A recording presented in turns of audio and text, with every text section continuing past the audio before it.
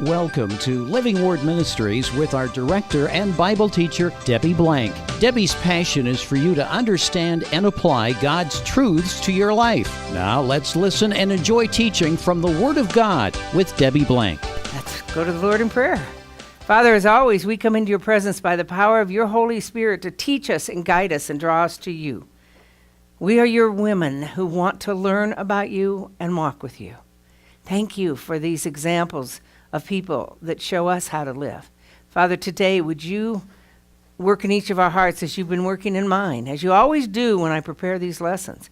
And I pray that you do for them, that you'll change us. You'll make us ask ourselves what we're doing to walk with you and what we're doing that walks away from you. Open our hearts to your truths, to you and to your word. In Jesus' name we pray. Amen. Let's open our Bibles to 1 Samuel chapter 27. Today we're going to get through 5, if you can imagine, 5 chapters. Or at least we're going to try to. And we're not going to do them in order. We're going to do them a little differently. We want to start out talking chapter 27 and then into chapter 28, and then we're going to move on to another couple. Because we're going to divide what we learn about David and what we learn about Saul in our discussion. So let's start with chapter 27. It says in verse 1, "Then David said to himself, 'Now I will perish one day by the hand of Saul.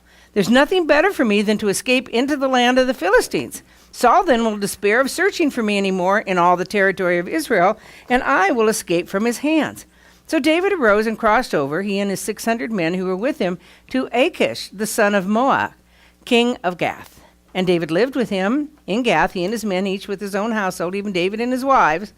Verse 4, "Now it was told Saul that David had fled to Gath, so he did what? No longer searched for him." All right, let's stop here for a minute. Where did David go? Gath. Have we seen that before? When? Oh, Goliath. Goliath is from Gath, was from Gath. And what did David do to Goliath? He killed him.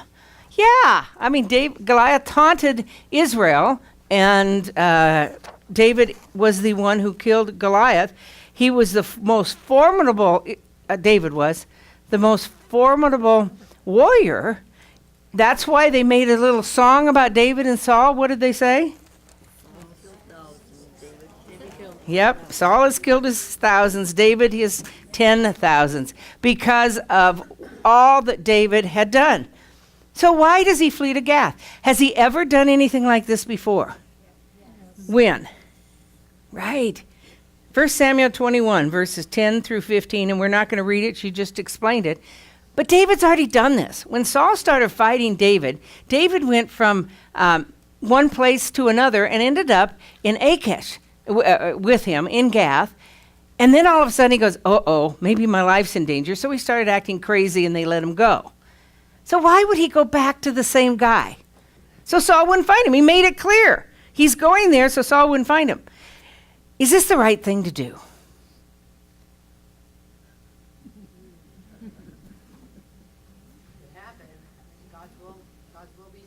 God's will be done. It happened. He went there, and well, let's read on to see what happens. By the way, who did he go with in verse 2? His 600 men and all of his family. Who did he go with when he went there the first time in chapter 21? Himself. So that was just himself. Now he's got a whole horde of people. So he says in verse 5, David said to Achish, "If now I have found favor in your sight, let them give me a place in one of the cities of the country that I may live there. For why should your servant live in the royal city with you?" So Achish gave him Ziklag that day. Therefore Ziklag has remained or belonged to the kings of Judah to this day. And the number of days that David lived in the country of the Philistines was 1 year and 4 months. So he got away from Saul. And he lived there 1 year and 4 months. And it said in verse 4, Saul no longer searched for him. No longer do we have Saul trying to kill David. It happened a dozen times. Once David left, it didn't happen again. So was it God's will that he go there because he was safe? Or was it not? I'm going to hold the thought that I asked you, the question, because we're going to see the answer to it as we go along. That's really our whole theme for today, but I want you to see it. I don't want to tell you what it is. Verse 8 now says, Now David and his men went up and raided the Geshurites and the Girzites and the Amalekites, for they were inhabitants of the land from the ancient times, as you come to Shur, even as far as the land of Egypt. Those were all in the desert lands, that South Negev and the northern part of the Sinai Peninsula. David attacked the land, didn't leave a man or a woman alive. He took the sheep, the cattle, the donkeys, the camels, and the clothing, and he returned to Achish. Is there anything wrong with him doing that? Why would he do it? Does it give us any inclination here as to why he would do that? There you go. He's got to feed 600 men and their families and his family. And how do you do it? You raid. If you know the story of Muhammad, you go back and read about it, because his whole success was from raiding other people. And quite frankly, you get it from the Bible, because the Bible would go in and raid people all the time. He got that, among other things that he developed in his religion, from the Bible. The only problem is God had written in his word very specifically in Deuteronomy 7 that the Jews were supposed to go in and kill the people in the land when they first took it over. He didn't say that they're supposed to do it every time they're in the land. If so, the Jews should kill the Palestinians today. But that was for that particular time when they went into the land. The Muslims have perpetrated that belief ever since then, and they keep that same mentality. Another discussion for another time. But let's go on. So David goes in and really he feeds his family and takes care of his other people because he's in charge of them. He is now pretty much the head of Ziklag. That is his people. Those are his families and their families, and he's in charge of everything they do. Yeah, well, that's true too, and it says it in verse 10. Now Achish said, where have you made a raid today? And David said, against the Negev of Judah, and the Negev of the Jeshmeelites, and the Negev of the Kenites. David did not leave a man or woman alive to bring to Gath, saying, otherwise they will tell about us. What would they tell about David? Still fighting for Israel. Israel, he's still fighting for Israel. If you know, these are enemies of Israel he's fighting. These aren't really enemies of the Philistines. He's fighting for Israel, even though he is not the king of Israel yet, but he's still fighting for Israel. In other words, he's not going against the Jews for his raids to get food for his people. He's going against the Jews' enemies. No, it's not. But the Philistines had taken over a lot of that territory. You know, they fought the Jews. So they went from the coastal region and were taking over some of those central parts. I don't have a visual today with a map, but if you look at a map, there's a central part there that's just south and west of Jerusalem that goes towards the sea, and it's west of Bethlehem, a little bit south. And that central area is where the Philistines and the Jews fought. It's called the Valley of Elah. It's where Ziklag is. So the Philistines have probably taken over that land and control it now, even though it now is considered part of David's and forever Judah's. Right. And we're going to see in chapter 31, well, later, even not before 31, we're going to see it, that the Philistines went up against Saul, and that was up north in the Jezreel Valley, and that's way out of their territory. But basically, the Philistines were just expanding and fighting Israel wherever they could at this point. So we have, and Pam, remind me at the end of class, you can get up and give that little thing that you want to. I forgot because I got talking to Kurt. Verse 11, I already read that. So David had done, halfway through 11 it says, so has David done, and so has been his practice all the time he lived in the country of the Philistines. And Achish believed David, saying, he has surely made himself odious among his people Israel, therefore he will become my servant forever. So what did Achish think of David's raids?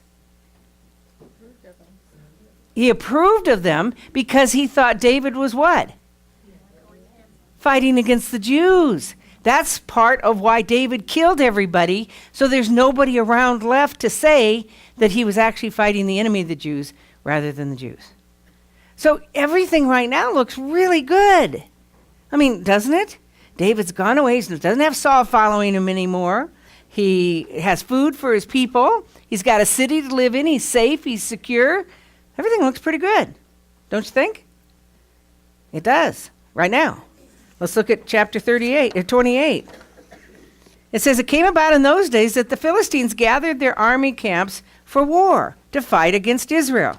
And Achish said to David, know assuredly that you will go out with me in the camp, you and your men. Where are David and his men going to go out with them to do what? Fight against Israel. Can David fight against Israel? No. Of course not. That's his people. He's going to be king over them. He cannot do that. What was David's response in verse 2? Okay, I'll go with you. Very well, you shall know what your servant can do. So Achish said to David, very well, I'm going to make you my bodyguard for life. Oh, I think David's between a rock and a hard place here, don't you think? God will protect him. But David's manipulation, is that the right word? Has found him out. I'll go to these Philistines and I'll be safe. Oh, wait a minute. Now they want me to fight against my people. What am I going to do? He's in a difficult spot. We're going to stop from chapter 28 now, and we're going to move over to chapter 29 because I want to continue this discussion of David. Then we'll come back and talk about Saul. So chapter 29, this is all about the Philistines going to raid against Israel. But what don't they want? They don't want David. They're smart enough to realize David and his men might turn on them. And by the way, we read from 1 Chronicles chapter 12 in our homework that talked about these men that were coming to David. Even though this passage makes it look like they're kind of worthless men, what did we learn about them from 1 Chronicles 12? Warriors. They were warriors, and they were coming from what tribes? All over. From Benjamin, they were coming from Manasseh, they were coming from all over, and it said that David ended up with a really great army. Now, it wasn't necessarily at this point because it specifically says he has 600 men, but people were flocking to David. What does that tell you about Saul? Saul's their leader. They were leaving Saul. They were seeing that he was not a good leader, that he was not the person that Israel needed. Even the Benjamites, Saul's family, were leaving him to go to David. So David, he's getting a lot of support from the Israelis. He's a Jew himself. He cannot. He's been anointed king. He can't go fight against his own people, nor would he want to. Anyway, let's get to 1 Samuel 29. Verse 1, the Philistines gathered together all their armies to Aphek, while the Israelites were camping by the spring, which is in the Jezreel. As I mentioned before now, the Philistines who live here on the western border had infiltrated the center of Israel. Now they're going up north. This area that we're talking about now, the Jezreel Valley, is the northern part of Israel. Not all the way north to Dan, but it's up by it's west of the Sea of Galilee. Goes almost from the Mediterranean to the Sea of Galilee, almost, not quite. So they've moved north. Why would they take so much territory? Why would the Philistines be able to take so much territory after David and the Israelites had defeated Goliath and the Philistines maybe 13 dozen or so years before? How could the Philistines get so strong?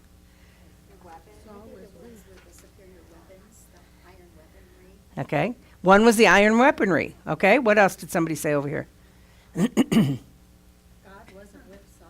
There you go. God wasn't with Saul. And Saul clearly had issues with his leadership because people were defecting from him. He was a poor leader. Yeah, it was a leadership factor. And weapons certainly had something to do with it, but they had the weapons when David killed Saul too, or Goliath. So it really was a leadership issue. I was going to make a quote that isn't quite correct, so I won't make it. But leadership is key, folks. Whether it's a church or a country or a family or anything, leadership's key because it sets the tone for everybody else. Very important. So now it says in verse 2, the lords of the Philistines were proceeding on the hundreds and thousands, and David and his men were proceeding at the rear with Achish. No kidding. Now, did you notice, by the way, what's David's responsibility with Achish? To be his guard, basically to protect him. So it almost looks like, well, maybe David and his men could go out and just kind of surround Achish and his family or whomever he's with and protect them but not have to fight against the Jews.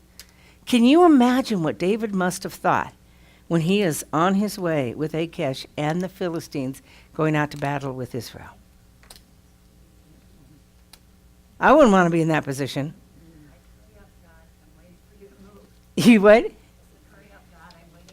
Yeah, hurry up, God, I'm waiting for you to work.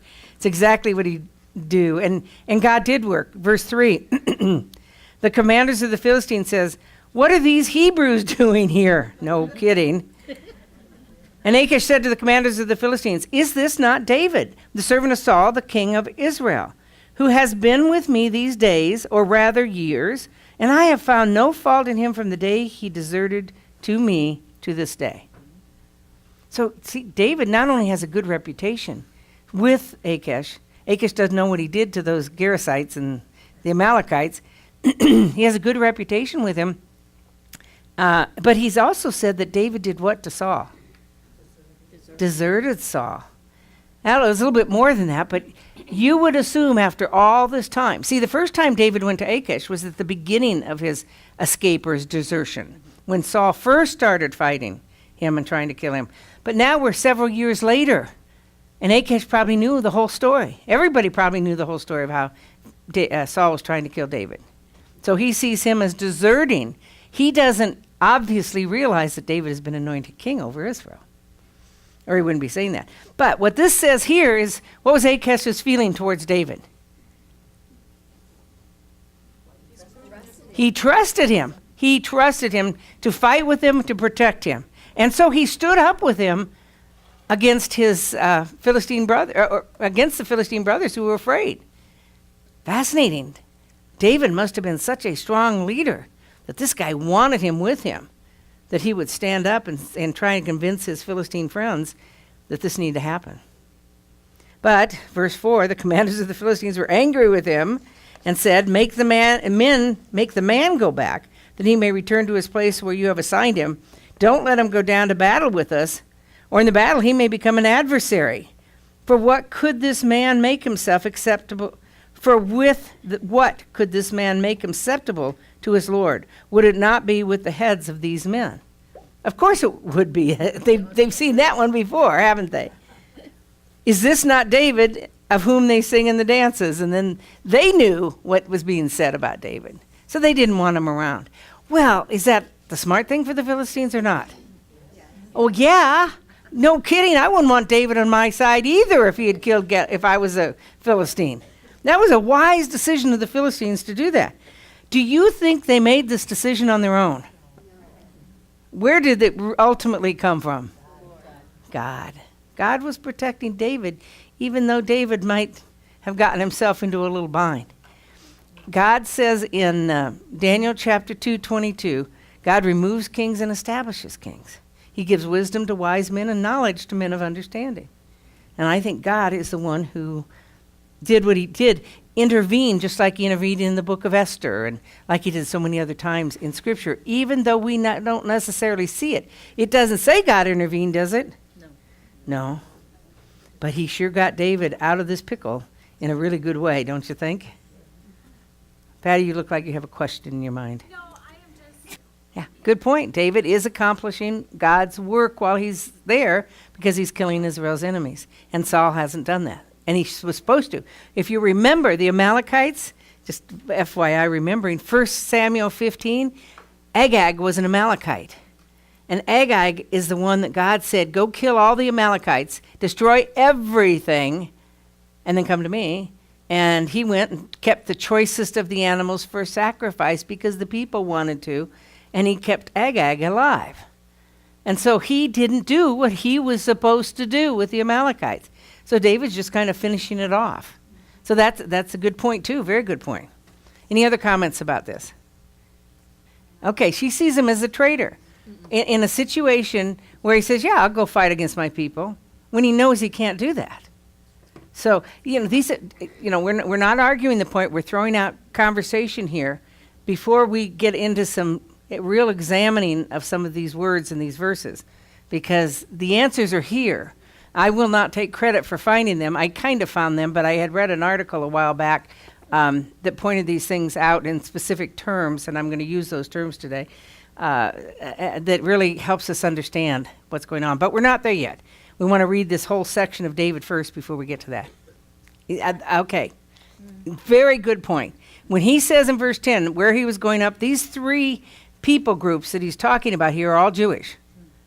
And so he made Achash believe he was going up against the Jews, when in fact, verse 8 says he was going up against a different people group. So there was deception there. Then the question is, what's okay in war? You know, but we're not going to get into that. Let's just deal with the context here, and that is the deception. Is it possible this is an example of our free will? Oh, our free will, huh? I don't know. I'm throwing it out there. And what does our free will allow us to do? Make choices on everyday life. Okay? Makes choices on everyday life. And that's true. I have a friend whom I just love to death. She's just so sweet. And she gets up every morning and says, okay, God, what do I put on today? What do I wear today? What shoes do I wear? And I mean, you know, it blows me away because I don't do that. My free will, I'm smart enough to figure out what to put on without having to ask God. At least I think I am. But this is the kind of woman she is. She doesn't do anything without talking to God. And I love it about her. And then she tells a story of how one day she said this to God, and he said, put on these tennis shoes. And she said, I didn't wear these tennis shoes with these clothes. It's just not something I did, but God told me to do it, so I did it. And she was in a situation where she would have fallen down. She's an older lady, would have fallen down and hurt herself if she hadn't had those tennis shoes on. So, you know, when do we seek God on everything, and when do we use our own free will and our own intelligence? And where's the happy medium? But, you know, that's so, you know, but you're right. Free will has a lot to do with this. David's intelligent enough. He's in situations he needs to make his decisions. And do you go to God for everything? Which way do we go, Lord George? You know, when you're driving down the street. God, do I turn left here or do I go right? Or which, you know, I don't ask him those things. I ask him for parking places. And that may seem a little trite, but usually I only do that if there's some need for it. But you know, I do use my free will to make those decisions. Is that what David's doing here? And were the decisions he made right? Is this what God would have wanted him to do? So keep that in mind as we continue on. I'm now in 1 Samuel 29:6. Achish called David and said to him, as the Lord lives, you've been upright, and you're going out, and you're coming in with me in the army are pleasing in my sight. For I have not found evil in you from the day of your coming to me to this day. Nevertheless, you are not pleasing in the sight of the Lord. And I thought, you know, what a great way to handle that. I mean, it's the fact he gives David accolades for what David has done in their situation, and it can't have been easy for either one of them, but he gives him accolades, and then he's very forthright. The Philistines don't know you like I do. They don't see you in the same light, and they don't want you here. And that's the truth. And do you think David went, well, why not? I want to fight with you. No, he went, phew. Got out of that one by the skin of my teeth. Okay, she sees David is still wanting to honor the Lord in his heart, being in the world but not of the world. And the verse you used in 28 was which one? Verse 2. Right. He says very well in 1 Samuel 28:2, you shall know what your servant can do. And the fact of the matter is, maybe if I was in David's situation, as I was looking at that, I thought I would live up to my responsibilities and I would protect that king. So therefore you could see what I can do. I would protect you. That's what I made the agreement to do. But I would not go out and fight against my people. But, I mean, hey, you know, if you are, can't even think of a good example, but I guess you're known by your association. And if David is with the Philistines and his men are with the Philistines and they're fighting with the Philistines, that would be pretty hard for Judah, for Israel, to see David as their future leader when he's with the band of their enemies. That would be pretty tough. But on the other hand, David is fulfilling his obligation. Okay. Jeannie, you get the gold star of the day. Because that is the key verse in this discussion, and you have hit the nail on the head. go back to 1 Samuel 27:1. Since you found it, I'm going to take you back there before we move on. 1 Samuel 27:1. Then David said to himself. He didn't go to God. David decided on his own. So think of this. David says to himself, that's the first time it talks about him, now I will perish one day by the hand of Saul. There's nothing better for me than to escape into the hand of the land of the Philistines. Then Saul will despair of searching for me anymore in all the territory of Israel, and I will escape from his hand. 5 times there. Who's he talking about? Himself. After he'd reasoned with himself that this is the logical thing to do. You see, we got a little chain. Now, I'm not saying David's a bad person. Believe me, I do this way too much because we have a free will and we can make these decisions. But David isn't going to God here. He's going to himself. Yeah, well, of course, he's now got different responsibilities. When you get married and you have children, a wife, and you have children, and you have a house payment and everything, you've got different responsibilities. But that doesn't mean you take matters into your own hands. You still need to go to God. Now, keep in mind, he just came off of a high. The high was that Saul has said he was going to kill him for the 12th time, but Saul repented. So that's pretty much of a high. But there's nothing new under the sun. David knew he was going to change his mind because he always did. And so David's kind of like, okay, what am I going to do to protect myself? But it was he talking to himself. Yep. When you're weary, you make decisions, and sometimes they're good and sometimes they're bad. The key, and this is always key, is he always goes back to the Lord. We can never forget that about David. No matter how bad his sins were, no matter what he did, he always went back to the Lord. But because of this verse, I believe David took matters into his own hands. He said, then David said to himself. So that's how I see this, taking matters into our own hands. Now, it's kind of interesting because when we take matters into our own hands, we start with our thinking. So let's just think about this. What was David's thinking? Obviously, he says it here, well, I'm going to perish. Saul's going to kill me if I don't go. Right. Thinking he was being driven out, thinking he had no inheritance. Let me give you a little history. Remember when he left the first time and he went over to Jordan? I can't remember the name of the city. Was it not Moab, but some city in Jordan. And the prophet came to him and said, no, you got to get back to Israel. And he had to go back, and he had to live in Israel, and he had to live in the caves of Israel. But here's a couple of things, folks. What happened to David that was really special, that David knew, and Jonathan knew, and Saul knew, and everybody knew about David in his future? He was going to be king. He was anointed to be king. Did David know this? So if David's going to be anointed to be king, and he's going to be king over Israel, and God has done this for him, why does he need to take matters into his own hands? Why does he need to escape from Saul and go to the Philistines, which is, in my opinion, a very rash decision? I understand the emotions come in, and the fear comes in, and the frustration comes in, and you're looking for a way to be safe and for your family and everybody. I understand the rationale. I am a queen of rationale. I can rationalize anything. But that doesn't stop him from the fact, why is he going to enemy territory? He did it once. It was a mistake. He went to other territory once, and it was a mistake. Why did he do it? Because he was doing what seemed right in his own eyes. He was doing what he was trying to do to take care of the situation. Free will. I got to tell you, I don't know that I would do anything different. You know, I would say, okay, God, you know, I will also tell you that when I talk to myself, I'm really talking to God. I mean, I don't just talk to myself. I'm saying, God, what do I do in this? Let's see, if I do this, I do this. And so I may be talking to myself, but my conversation is with God. So maybe that's what this is too. But clearly, David has taken matters into his own hands because he's got wrong thinking. And his wrong thinking is he's forgetting he's king, or he's going to be king. He's been told that, he's been anointed that. So and the fact that he has to run to the enemy to get away from Saul is saying that God can't protect me in Israel, which he has done for all of these, not hundreds, but many, many years. God can't continue to protect me, so therefore I'm going to go and protect myself. I mean, that's kind of how I see it.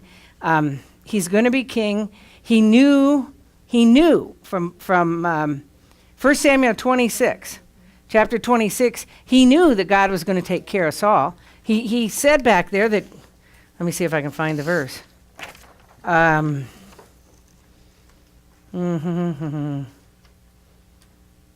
can't find it right offhand, but it says, let me see, do I have it written down? Okay, verse 10. 1 Samuel 26:10. David said, "As the Lord lives, surely the Lord will strike him, Saul, or his day will come that he dies, or he will go down in the battle and perish." He knew that because he knew he was going to be king. So he knows, but his thinking has gotten skewed up because of his situations. So I think he's taking matters into his own hands, and his thinking isn't trusting God in his situation. That's right. We go from a high to a low. He had not only wrong thinking, but wrong feelings, and the reason for that is that verse 1 that we read. It was all I, me, and I talked to myself, and I went to myself. So his feelings were wrong in this. And by the way, these 5 points that I'm putting here, I got from a guy named Stephen Cole, and that as I mentioned, I happened to read his commentary on this a while ago, and I just like these 5 points that he made, and I thought that I couldn't come up with anything better, and I agree with him. So I'm not taking credit for this. So you've got the wrong thinking. Then I think you've got the wrong actions. I think going to the enemy when God had twice taken him away from the enemy was the wrong thing to do. Now, was he safe? Yes. Did he have immediate protection? Yes. Was he accepted? Yes. But he was with the enemy. And what does the Bible say in 1 Corinthians 15:33? Bad company corrupts good morals. And even though Ziklag was pretty much all Jews and his men, he's still in Philistine territory. So he's accepted, he's got relief, he's got money because he went on the raids. That took care of his problem with money and taking care of his families. He's got security. He's growing in popularity. We know that from 1 Chronicles 12. So he's got some benefits from what he does. But don't we? I mean, when we take matters into our own hands, sometimes things work out right, at least for a period of time. We're going to see in 2 instances where they may have worked out right for a short period of time, but in the long run, it was devastation. Do you think that maybe he lost confidence in God? No, I don't necessarily think he lost confidence in God. I think he just got to a point where, for a short period of time, where he just used what he knew about God and his protection, and I think he just got discouraged because he was being pursued so much, and that he just started thinking, it's amazing how we forget what God has done in the past. I think he may have forgotten that he was told not to go into a foreign country. He may have forgotten that he went to the Philistines and then had to feign that. Literally forgotten? Probably no, but forgotten the consequences of the thought process because that was so many years before. I just think David did what I do all the time, which is I do what seems right.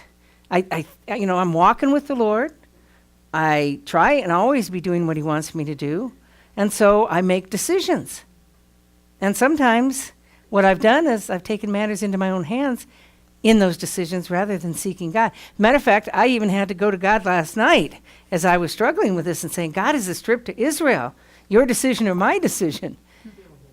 Because it was, and then I had to remember, that's right. I said no, and then I prayed about it, and then I said yes. So I remembered how God called me to do this, but I just didn't want to do it because people thought I needed to do it, and that's taking matters into our own hands. We get in trouble when we do that. We can have positive results now, but later on we can have consequences of that, and it doesn't mean that what we're doing is necessarily wrong. The only thing we have to say that this was wrong to go to the Philistines is that twice before God said, don't do it. Stay in Israel.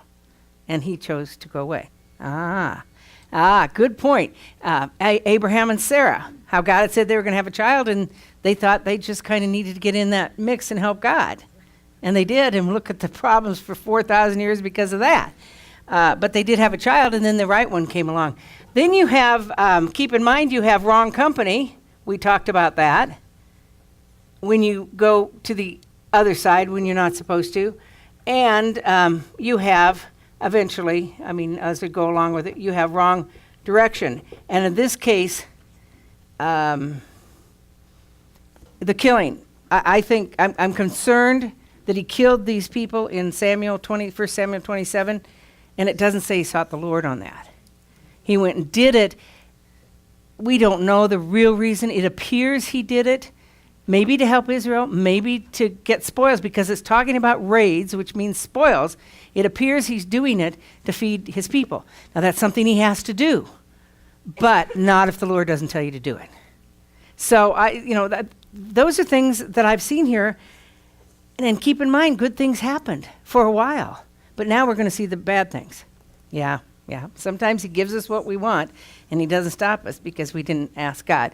Well, when we take matters into our own hands, there's consequences.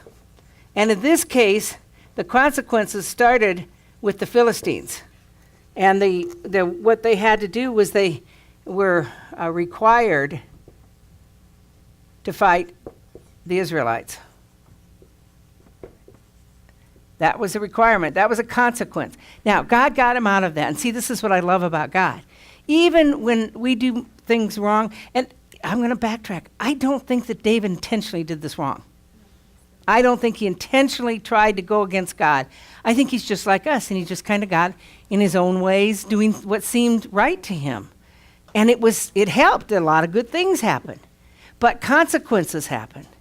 And in this case, he was between a rock and a hard place, and God helped him because he knew ultimately that David was a man after his own heart. And don't you see that in your lives sometimes? Where you take matters into your own hands, or you're trying to do the right thing. You really are, but you haven't really sought God in doing it.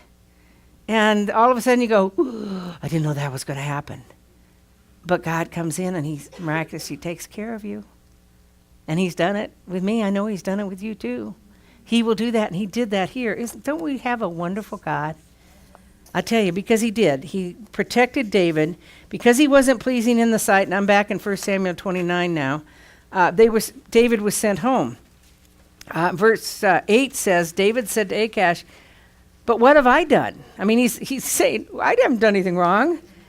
But what have you found in your servant today from when I came before you to this day, that I may not go and fight against the enemies of my lord the king? I don't think he's saying, well, I want to fight against them, as much as he's saying, have I shown anything but integrity to you and your leadership? I think that's what he's trying to get out here.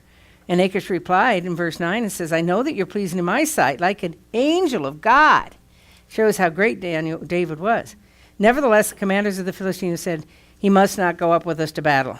Verse 11, so David arose early, he and his men, to depart in the morning, to return to the land of the Philistines, and the Philistines went up to the Jezreel.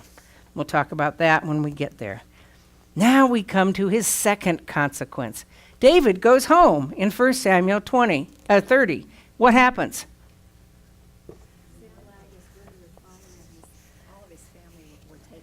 That's right. David made the mistake, as did Saul, as did other ones of the Jews. They didn't completely destroy all the Amalekites. Because here, the Amalekites, in verse 1, it happened when David and his men came to Ziklag on the third day, that the Amalekites had made a raid on the Negev and on Ziklag, and had overthrown Ziklag and burned it with fire. So the Amalekites,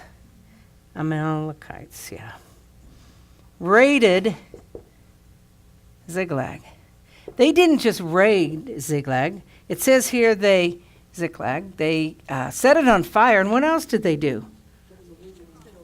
They took everybody. They took the women and the children. And so when it says raided, by the way, what does that mean? They took all their stuff. All the spoils. Everything that David and his men had gotten from their raids, these guys came up and took it back, plus all of David's stuff. Yeah.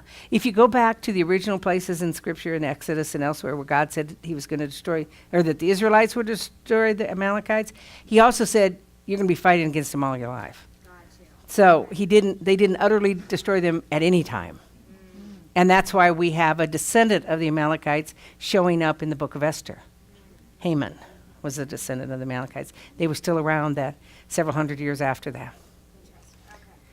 So now getting back to this, so they come, they burn it with fire. They took the women and everything. They took it captive that they didn't burn. Verse 4, when David and the people got home What did they do? They wept. Just can you imagine? Can you imagine coming home and nothing?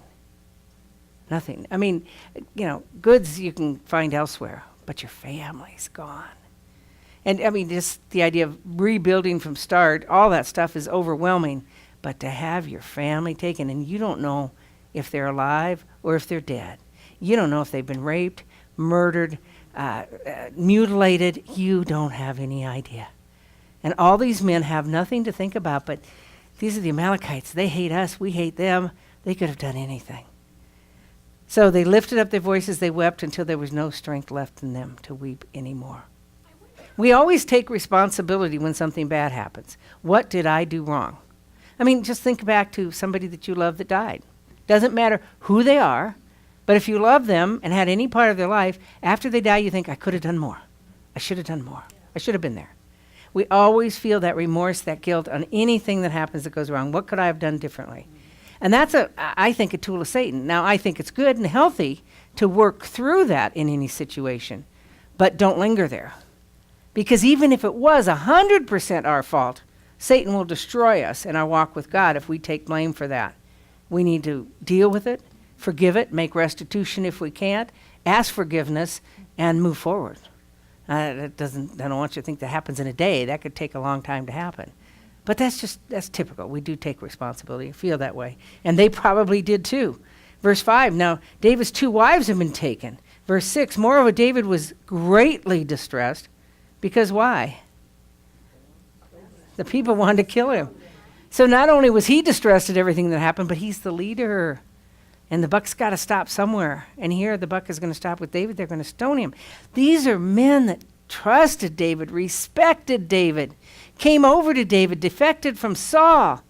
And now they're going to kill him?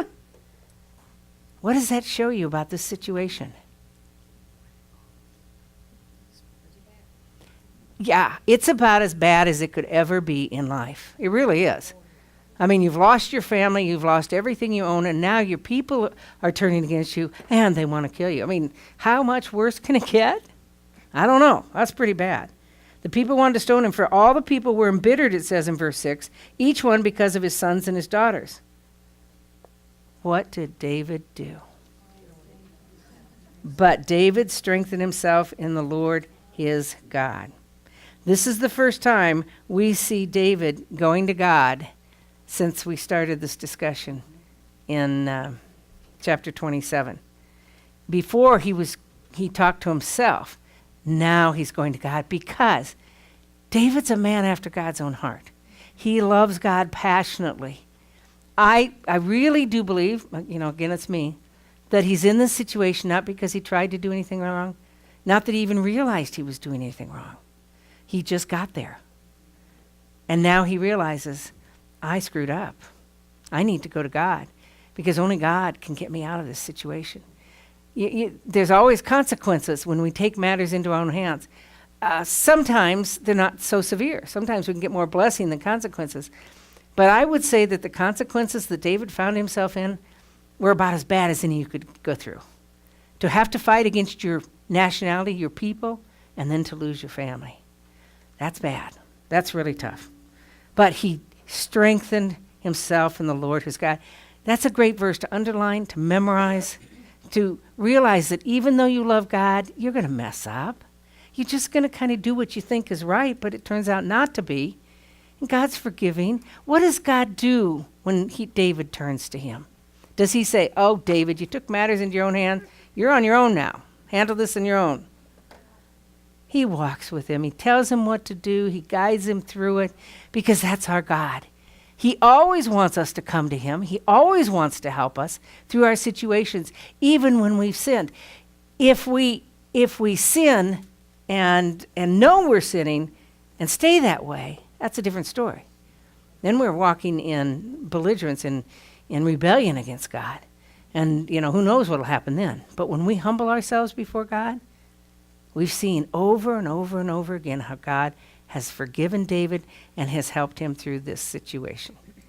Now, I will tell you that many decades ago, we were in a financial crisis in our family. And my husband didn't want me to work outside the home, so I spent most of my time studying and teaching and helping and volunteer, brings me to where we are today, which is awesome. But the point being is, he was the provider of our household.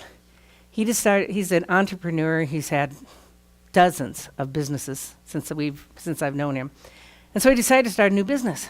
And this business was going to bring in the income for our family. And it didn't. So he not only took some of our savings to start the business, but he brought in no income for a year. Not 1 penny of income for a year. How do you exist? And we didn't have savings at the time. How do you exist when you have no income whatsoever and I don't work? And he doesn't want me to work. How do you exist? There's only one way. God. So I prayed and I prayed and I prayed and prayed. It turned out for about 3 months of the year, I worked for a friend who needed some immediate help on a project for only 3 months. And he said I could do that. And I did that. So we brought in a little work-related income. And I had torn my Achilles tendon somewhere, and the insurance company gave me $10,000. So, we had a few little things like that. By the end of the year, that was the only year I can remember in our lives, at least up until that time, that we ended the year in the black. No debt. No more debt no more expenses at the end of the year. No more money that we had spent that we didn't have. We ended in the black. No income, and we ended the year in the black. God is so gracious to take care of us. So I did the only natural thing. I went to my husband and I said, you got to get a job. You got to start working. You got to bring in income. I don't care if it's with this business or something else, but this cannot continue. God took care of us, but he's not going to continue to do this if we don't take matters and start working and do this and that. And guess what happened? The faucet dried up. He actually did make some changes and did bring in some income. But it wasn't as much as it was when we didn't have any income. Because when God takes care of us, he does it in amazing ways, and we have to trust him. And yeah, we had to really pare down to almost nothing, but that's okay. Obviously, we didn't need the stuff that we were paring down from. It's okay. But he does amazing things. But then, when I took matters into my own hands and got in the mix and said, your responsibility is to take care of this family, God said, oh, Debbie, okay. You handle it. Go ahead. See if you can do as well as I did. Now, he didn't do that because he's God. I tell you that story just to show you that there are consequences for taking matters into our own hands. God will always take care of us. Always. It may not be the way we want. It may not be the way we think. Maybe David, if he hadn't done what he did in chapter 27, verse 1, if he hadn't done that, maybe he would have been running from Saul, and Saul would have tried to kill him another dozen times. But if that's the case, God would have protected him through all of them, and David would have learned something that God wanted him to learn. So it's not always what we want. That's why we do things our own way sometimes, because we think it's best. But the consequences are really bad. In this case, it was as bad as it gets, but it did turn him back to God. And I won't say back like he left, like he went the opposite direction, but it reminded him that God is his Lord and his focus. We learn from our mistakes. Life was no different. We went on. Nobody got hurt. Everything was okay. It was just the consequences for me taking matters into my own hands. And we learn from those, and we don't make those mistakes again a second time once we've learned. So David now turns to God. It says in verse 7, David said to Abiathar the priest, please bring me the ephod. And he did what in verse 8? He inquired of the Lord. Okay, now we see him going to the Lord. What should I do, God? Should I pursue the Amalekites? And God said in verse 8, pursue, for you will surely overtake them. You will surely rescue them. So what did David do? He did it. They found an Egyptian in verse 11 who was in the field and was able to take him to the Amalekites. And it explains that in those next several verses. And then in verse 16 of 1 Samuel 30, it says, when he brought the Egyptian down, behold, they were spread over all the land, eating and drinking and dancing, because of the great spoil that they had taken from the land of the Philistines and from the land of Judah. So this is the Amalekites doing this. David slaughtered them from the twilight until the evening of the next day, and not a man of them escaped, except 400 young men who rode on camels and fled. Now, that's fascinating to me. How many men did David go down there with? 600, but he left 200 back. We missed that. He left 200 back at the brook Besar. So he goes down with 400. He kills all the men except 400. Wow. That's a pretty strong army that David has. That 400 men can kill all those people, and they can still have 400 left. That's pretty good percentages, if you look at that. Verse 18, David recovered all the Amalekites had taken. He rescued his 2 wives. Verse 20, David captured all the sheep and the cattle which the people drove ahead of the flock. And he says in verse 19, nothing of theirs was missing, small or great. Is that not a miracle of the Lord? He allows him to go after them, first of all. He allows them to overtake them when they are a small band compared to a big one, and they get everything back, and nobody's been hurt, nobody's been killed. Wow, what a blessing. What a blessing. Then the rest of the chapter there is talking about the spoils and the dividing up of the spoils. And then in verse 26, David takes some of the spoils that they got that were over and above what their items were from Ziklag, and who did he give them to? Okay, he gave them to all the cities that are mentioned there are Jewish cities. So he went and blessed the Jews for everything that they had kept. They didn't just keep everything for themselves. He spread the wealth because these are God's people, and he wanted to bless them because his heart's now focused on other people instead of him and his band and what they need to do. He's focused on other people. Okay, yeah, these are some of the original people, she said, that he had gone to before and taken away from him. Okay, now, we've talked about David. We've talked about what he's gone through. We talked about what I consider him taking matters into his own hands. Now, obviously, some of you have shared things that are a little differently. You think he was walking with the Lord and that these were just situations, and certainly they could well have been.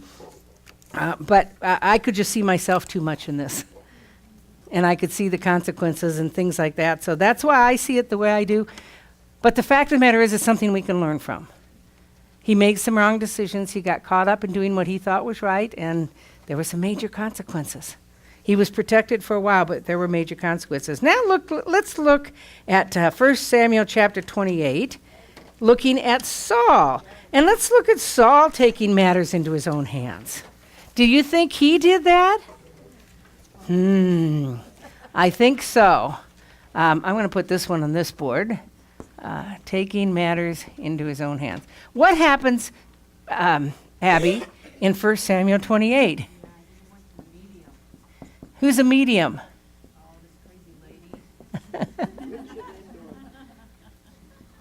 Okay, Saul goes to a medium. You know, this is the, I always chuckle at this because our one trick question, when I was on a pastor search committee at one time, we had all these questions that we wanted to ask of our people, and our one question that we wanted to throw in there, because it's one of the hardest in Scripture, is who's the witch of Endor, and was it really Samuel who came up and spoke?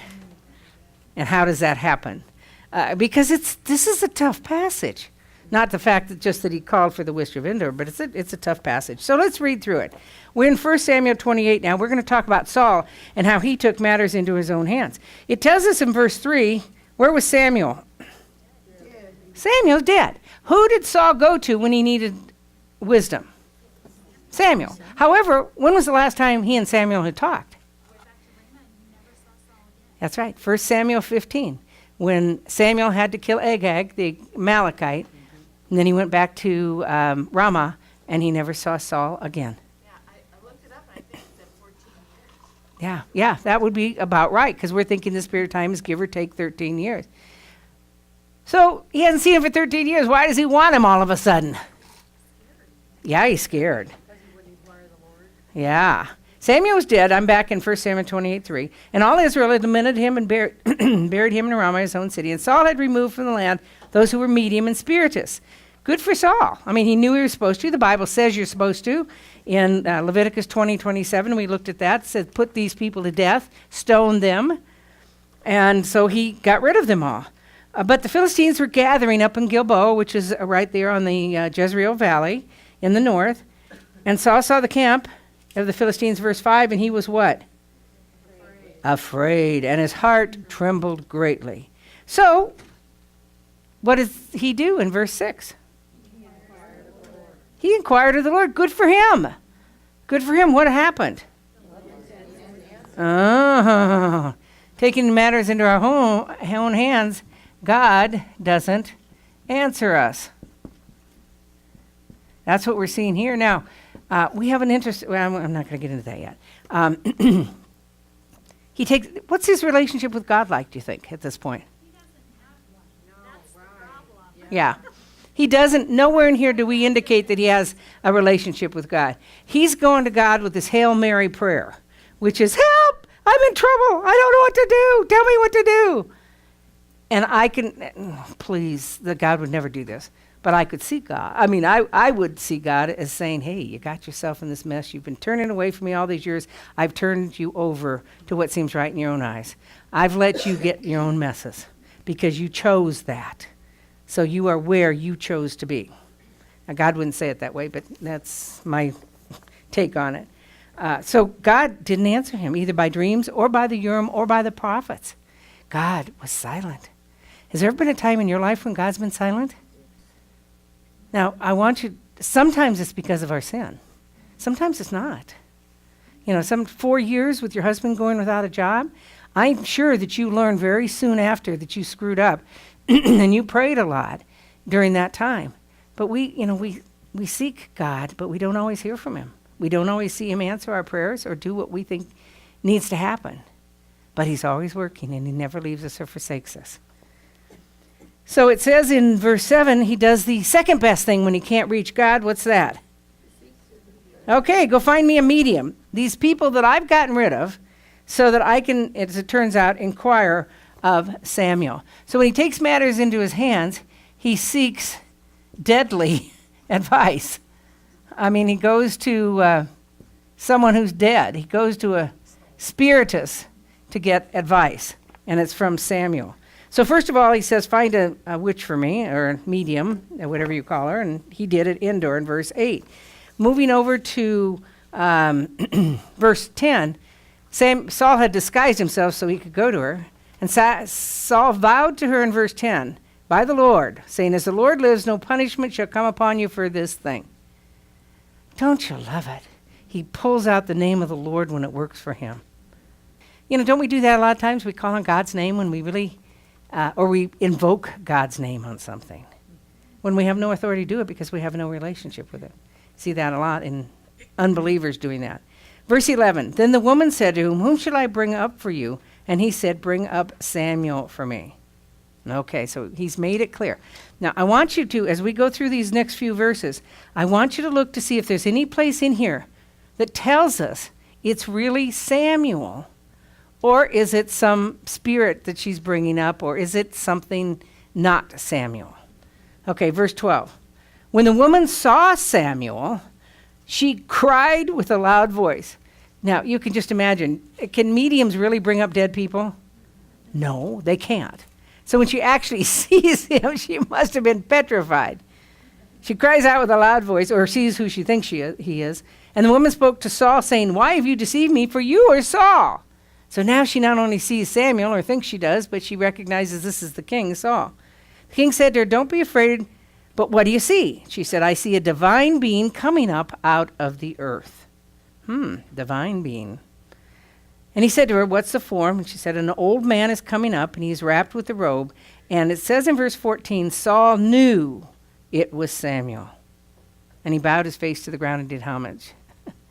You know, it is amazing to me how we turn to God and holy people when we are really stuck and we have no place else to go. He's ignored him for give or take 13 years, and now he's paying homage to him.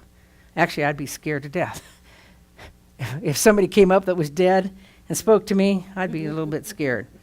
Verse 15, then Samuel said to Saul, why have you disturbed me by bringing me up? I mean, heaven's a wonderful place. And who on earth would want to come back to earth when you've been to heaven? And here's Saul saying he's disturbed. Disturbed.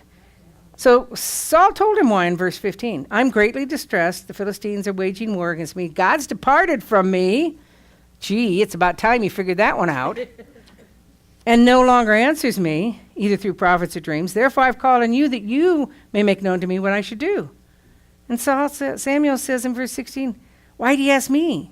The Lord's departed from you and become your adversary. So why are you coming to me, who is God's friend, who's God's prophet? That's in effect what he's saying. And then he goes on to say, verse 17, the Lord has done according as he spoke through me. For the Lord has torn the kingdom out of your hand and given it to your neighbor David. And as you did not obey the Lord and did not execute his fierce wrath on Amalek, so the Lord has done this thing to you today.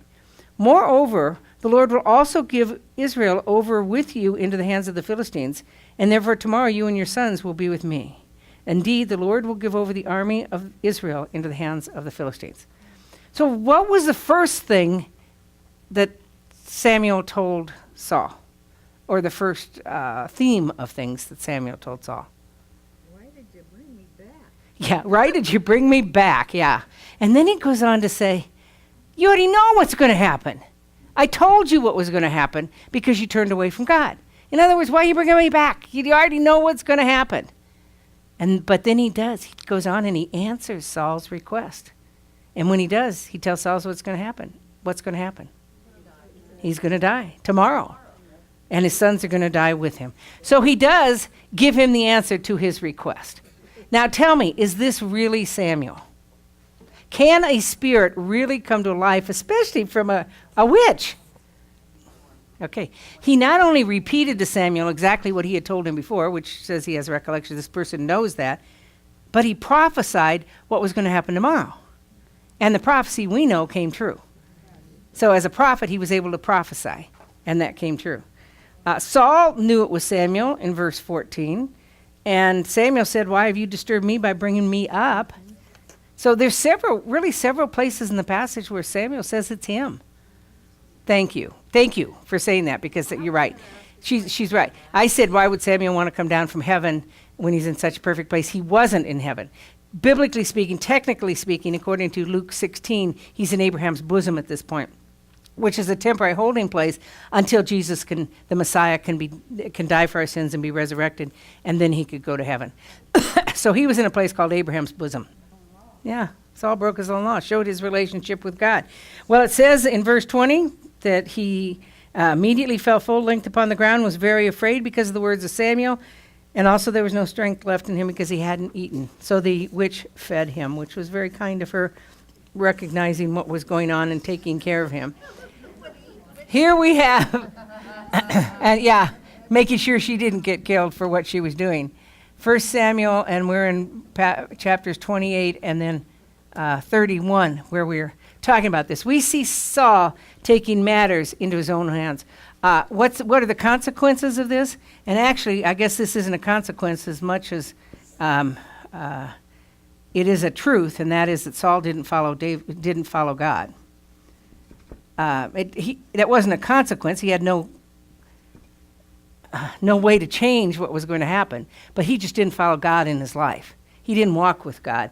That was a consequence to life, not just a consequence to the circumstance. But the other one is, and in chapter 31, what happens to Saul? He dies. And what about his kids? Saul and his sons die. Actually, Saul killed himself after he was wounded. He fell on his own sword so that they couldn't get him and make fun of him. And then they took his head and did what? Took it throughout the whole country to show that we have killed Saul, or to make it, that Saul's dead. And they took his body and the bodies of his sons, and they tacked him on the door of Bethshan. Bethshan is a city we go to whenever we go to Israel. It was a Decapolis city, a Roman city later, but it was one of the major cities of that area. You had to pass Bethshan before you went anywhere else to the Jezreel Valley or south or east or anything. And they put their bodies on that. So what happened with him when he took matters into his own hands? He not only lived a life away from God, but he died. He died. So today we have a situation, two guys, a man, David, who loved the Lord with all of his heart, and Saul, who didn't, who walked away from God and didn't obey him. David took matters into his own hands, but did he do it intentionally? There's nothing in here that indicates he ever did it intentionally. He just if he did it because he wasn't seeking God on every single thing.